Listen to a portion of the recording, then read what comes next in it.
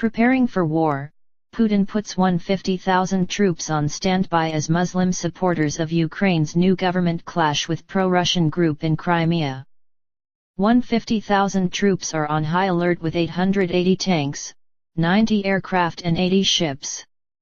It comes as anti- and pro-Russian protesters clashed in Crimea, Ukraine.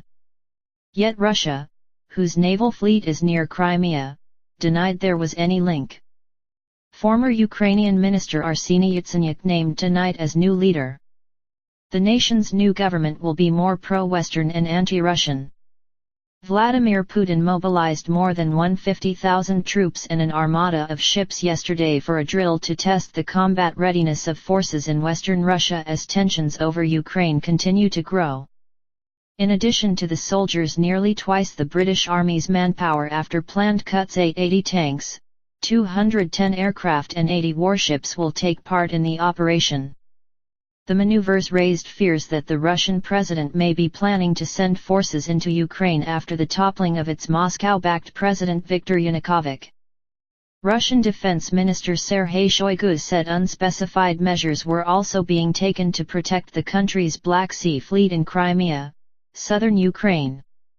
He claimed the operation was not linked to the crisis in Ukraine, insisting it was intended to check the troops' readiness for action in crisis situations that threaten the nation's military security.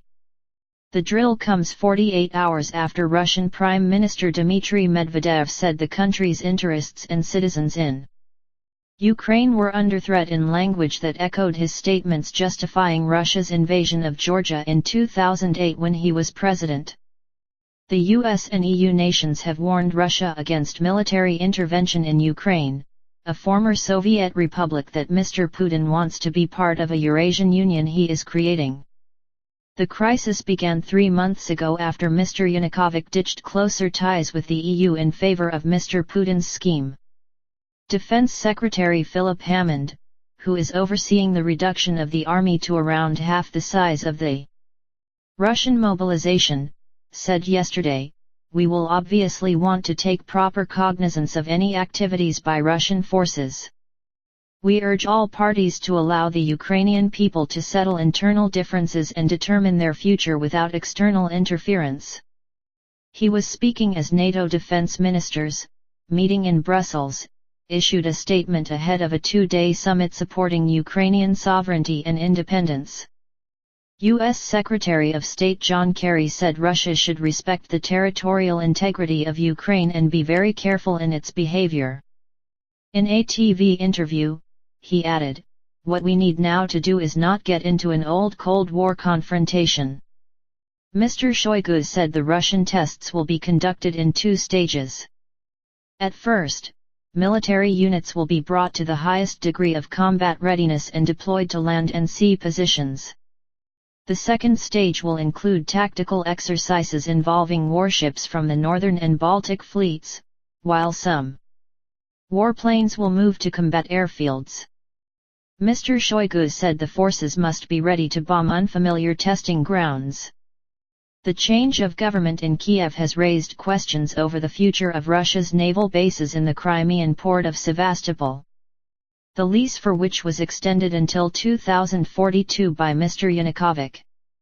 Most observers believe the new leadership will not push for the withdrawal of the Russian fleet, as this could create further tensions. Yesterday, thousands of protesters took part in rival rallies in Crimea's administrative capital Simferopol ahead of a planned session of the region's parliament. Fights broke out between pro-Russians and more than 10,000 Muslim Tatars who rallied in support of the interim government, chanting, "Ukraine is not Russia." The tensions in Crimea highlight the divisions that run through the nation of 46 million. And underscore fears that the country's mainly Russian-speaking East and South will not recognize the interim authorities' legitimacy. Ethnic Ukrainians loyal to Kiev have joined the Tatars in an alliance to oppose any move back towards Moscow. Ukraine's interim president Oleksandr Turchinov has expressed concern about the serious threat of separatism. Following the ousting of Mr. Yanukovych, who was last night put on the international wanted list, accused of being behind the killing of more than 100 protesters by riot police last week. Russia has portrayed the overthrow of Mr. Yanukovych, whose whereabouts are unknown after he fled on Thursday, as a violent seizure of power, while many EU countries back the regime change. Pro-Ukraine protest groups last night named their proposed cabinet for the interim government. MPs were expected to vote on the nominations today. The Euromaidan Council of Protest Leaders made its announcement of Yatsenyuk, plus candidates for several other key ministers, after its members addressed crowds on Kiev's Independence Square. Aleksa Turchinov said the new government would have to take unpopular decisions to head off defaulting on its debts and to guarantee a normal life for Ukraine's people. The Euromaidan's proposals have yet to be approved by Parliament. The Council also named career diplomat Andrei Deshchitsia as foreign minister. Aleksa Shlapak, a former economy minister and former deputy head of the central bank, was named as finance minister.